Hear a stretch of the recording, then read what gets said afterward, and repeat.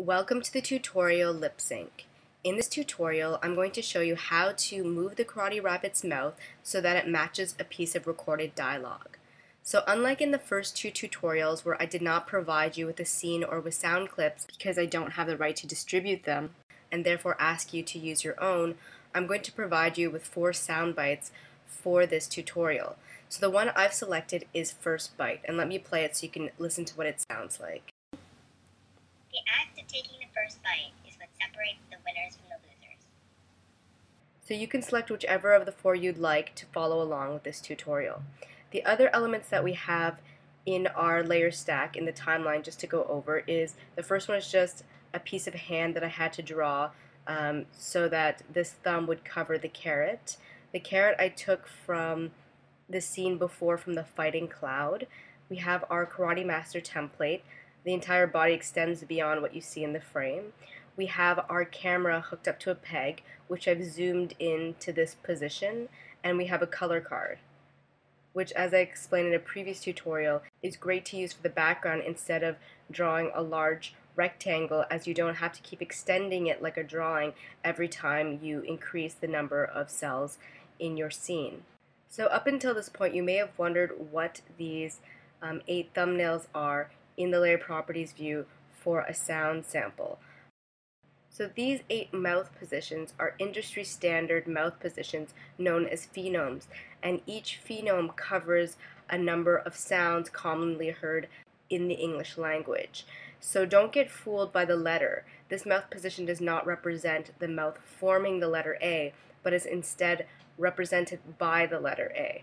And if we look at a document that I'm going to include in the tutorial sample material, you can see a list of the 8 industry standard phonemes and the 2 extra mouth positions, so usually 2 unusual positions that are also drawn here. And you can see below which sounds each mouth shape is supposed to represent. So mouth shape A, for example, is supposed to represent the sounds made by saying the letter B, M, or P. Mouth shape B is supposed to represent the sounds made by D, H, I, J, K, S, and T. So these are like breakdowns that have already been done for you, and so it's really just a simple chart that you can follow to draw your mouth positions. I'm not going to draw the mouth positions in this tutorial because they've actually already been drawn in pack number 7. However, just a warning to people using pack number 7, I realized afterwards that some of them were not drawn correctly. So this scene has the correct positions for both the front and the 3/4 view. However, if you just want to see how to draw mouth positions in general, I will refer you to pack number 7. So the first thing I'd like to show you is how to create a mouth shapes chart. So let's go to the X sheet for a minute, and if we look at our sound column, the one that says First Bite, and we change our display setting to mouth shapes, and we scroll down, you can see that every cell is filled with the mouth shape X, and that's because a mouth shape chart hasn't been created yet. So there are 3 ways that you can create a mouth shape chart. You can right click on any of the cells in the sound layer and select lip sync, auto lip sync detection, or you could go to the top menu and select animation, lip sync, auto lip sync detection, or you could launch the sound editor, then right click on the waveform in the sound element and select auto lip sync detection. Then if we close the sound element editor and we go back to the X sheet, we'll see that the sound column is now filled with different letters, so different phonemes. So at this exact frame, the sound that is heard from the sound file best represents phoneme B for a character's mouth shape. So the next thing I'm going to show you how to do is how to perform a manual lip sync detection. So in order to do this, you need the sound scrubbing enabled, which it is right here, as well as the data view open. So I don't know if you remember, but from a previous tutorial, in order to find a layer easily in the timeline, you can select its corresponding drawing first in the camera view. So I'm going to select the Karate Rabbit's mouth, and then click on this button here, Center on Selection, and it opened up our Karate Rabbit master template and brought us to the mouth layer, and it brought us to the drawing layer, so not just the peg layer but the actual drawing layer. So to perform a manual lip sync detection, what you basically need to do is just scrub across until you hear a sound that's very obvious to you. Sometimes it's the letter O, or maybe a hard consonant sound like with a D or an H, and then you can decide at that point to change this mouth position. And you can do that in two ways. You can either hover over this blue word in the data view, which is the name of the drawing, until your cursor turns into a white hand with a double-headed arrow, and then scroll across until you see the desired drawing appear, or you can do it through the library view. But let me just go over a few things quickly first.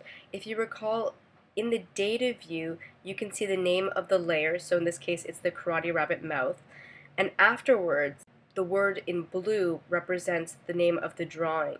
So if we go back to the X sheet, you'll see the same thing. You can see the name of the layer, which is also the name of the column, so Karate mouth, and then you can see the name of the drawing that inhabits that specific cell or frame. So I renamed the drawings for the Karate Rabbit's mouth. If you see an F, it indicates front. If you see a Q, it represents 3/4. And if you see a P, it indicates profile. So that's the first letter in the dual letter code. The second letter is, of course, the name of the phenome. So this is front view phenome E. You might see like QA, for example, so 3/4 view phenome A. So that's how you would decipher the drawing name. So as I mentioned, you can also do drawing substitutions through the library view, and you can do it through the drawing substitution window. So if we keep scrubbing a bit,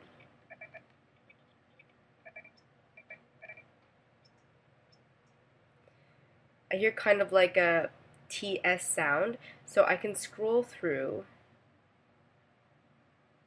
until I find the appropriate drawing. So say that, for example.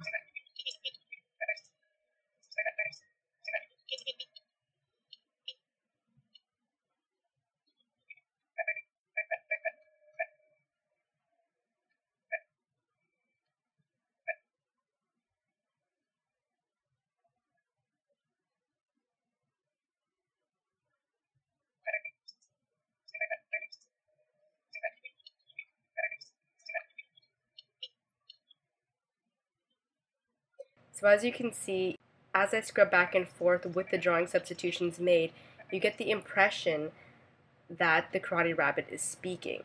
So let me just change a few more phenomes.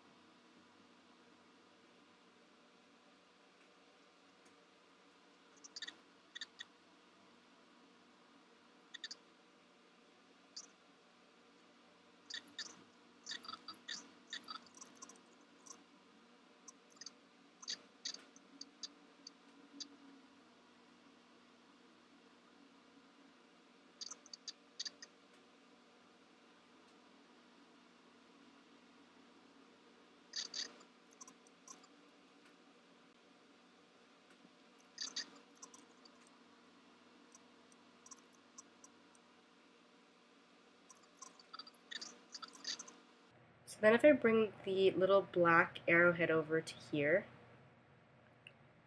and I press on the loop button and then press play, The act of taking the first bite. The act of taking the first bite. The act of taking the first bite. The act of taking. so you get the idea that the Karate Rabbit is beginning to look like he's actually speaking. So this is a little bit laborious in terms of trying to get the mouth positions matched to the words being said in the soundbite. So luckily, Animate and Animate Pro have devised a way of doing this lip sync detection automatically. So if we go back to the X sheet, you'll remember that we produced a mouth shapes chart together in the sound column. So in the first byte sound column, we now know which phenome corresponds to which frame. So the only thing we're missing is a way of equating this phenome with a specific drawing for this view, and then sending that information back to the karate mouth layer. So that's exactly what has already been programmed into the software for us. So we're going to go back to the top and select our first byte layer, and we're going to map our mouth positions automatically, and we can do that in 3 different ways. We can once again select any cell in the sound layer, right click, and select lip sync, map lip sync, or we can go to the top menu, select animation, lip sync, map lip sync, or we can go back to the layer properties for our sound layer and then click on the map button. So in our lip sync mapping dialog box, you'll see that the first field indicates the source layer, which is our sound layer. That's where we're taking our phenome sounds from. The place that we want to then send this information is our destination layer, and that's the karate mouth layer right here. We haven't used any symbols so far in our template, or I don't think our scene for that matter, so this is not enabled. But if you do use symbols, then it'll give you the option to also send this information into a symbol as well. So now what we're going to do here is provide what our standard phenome is to what our drawing name is that represents that standard phenome. So of course, in this instance, A would be FA, B would be FB, C would be FC, and so on and so forth. And that's exactly why I renamed the drawing, so this would become a lot easier than trying to equate numbers and letters to phenome names.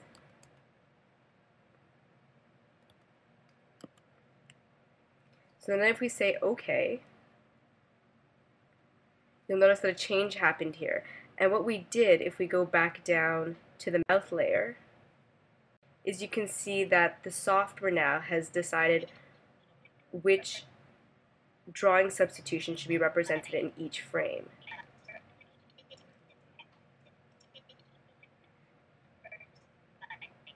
And in fact, if these columns were side by side, the karate mouth column and our sound layer, let's go to the top and I'll show you. So the drawing FX lasts from frame 1 to frame 10, where it's then replaced by FB. So then if we scroll across, we'll see that indeed the phenome X lasts from frame 1 until frame 10. You can see it here. And then it calls for phenome B. So you can see that information being relayed back and forth from the sound column to the karate mouth column.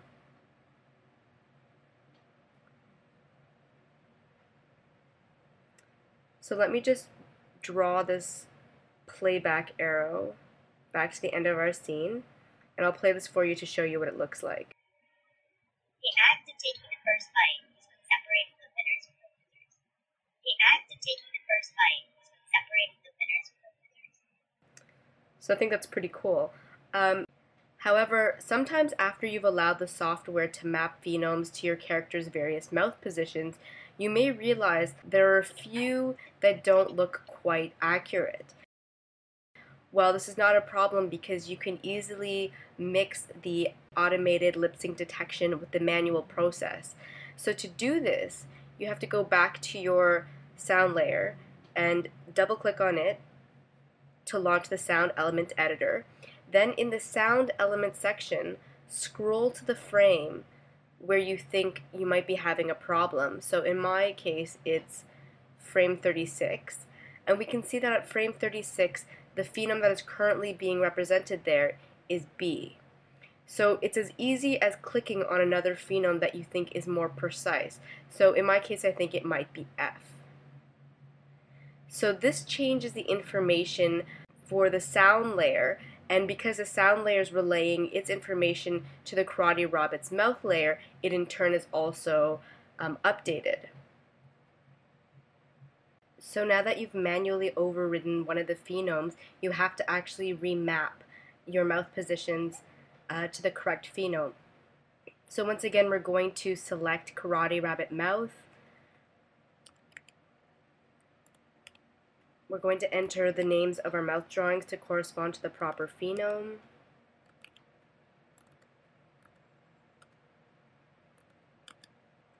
And we're going to say OK. So now if we look in the X-sheet view, we can see that frame 36, which we changed to F,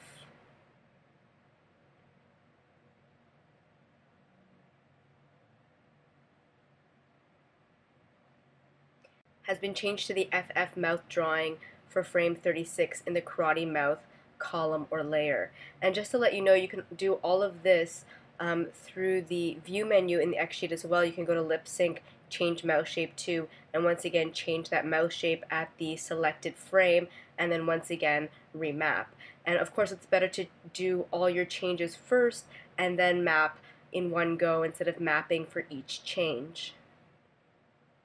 So the only problem with this is that somewhere along the line, if you decide that you want to edit your sound layer, such as by moving it down the timeline, and you have to reperform the auto lip sync detection, which is what fills the sound column with the proper phenome, then all of your manual overrides will be lost. So of course it's better to make sure your sound file is edited and placed exactly where you want it before you get into any automatic or manual lip sync detection. So the last thing that I wanted to show you is something that I touched upon in the last tutorial, and that's how to create two levels of lip syncing. For example, if I'd like to change the perspective of the Karate Rabbit's head partway through his speech from the front view to that of the 3/4 profile, the problem with that is that I would need to have a second sound layer to map the phonemes for the mouth position in the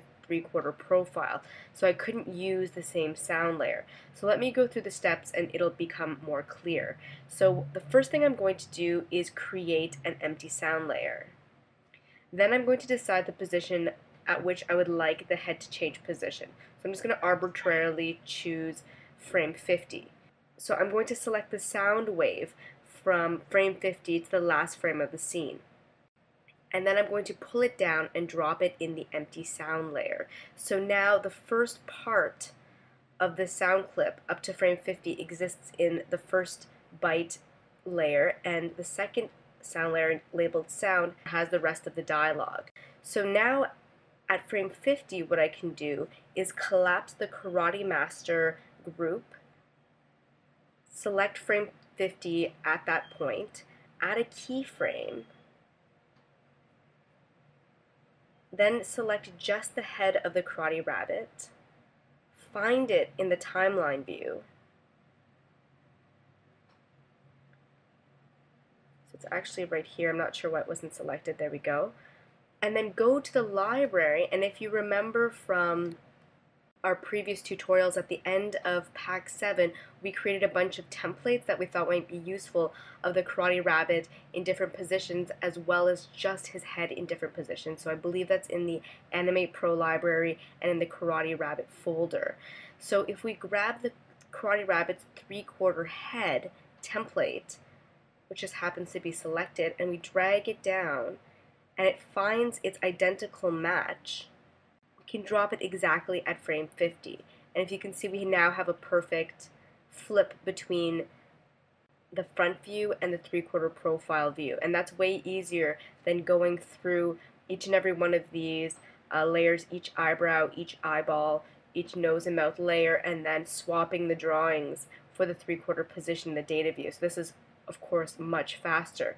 But now what we have to do is once again generate mouth positions for the 3/4 view.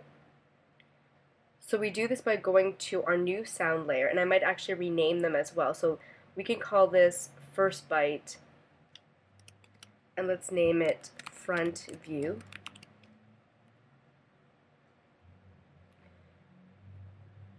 And this one let's name first bite. And name it 3/4 view. So we know that much. So right now what we're seeing here are the front positions for the mouths, but that's not what we want. So to erase all that, we're going to do another automatic lip sync detection. So we're going to do that by clicking anywhere on this layer and selecting lip sync, auto lip sync detection. So now for this layer in the X sheet view, the 3/4 view, we have to change the display from sound display mouth shapes. So we didn't see it, but this was actually filled with X's before. And now after frame 50, it's filled with different phenome positions. Then what we have to do is go back to the layer properties, click on map, and once again we have to map the different phenomes to their correct drawings. This time our source layer, however, is not just first bite, which we've now changed to first bite front view, but it's first bite 3/4 view. And we want it to go back to the mouth layer, so it will still go back to the same layer for the Karate Rabbit. We just need two different sound layers. And then once again we will map. So this time, instead of being FA, it will be QA for 3/4.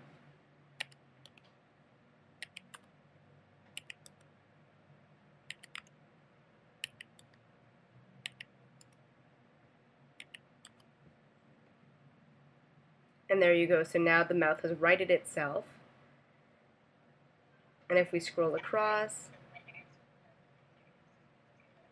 you can see that at the very least they're all in the 3/4 position, and once again you can go through and manually change any of the mouths you think might not be as accurate as you would like it to be. So that's it for the tutorial lip sync, and it's also the last tutorial in the sound video tutorial series.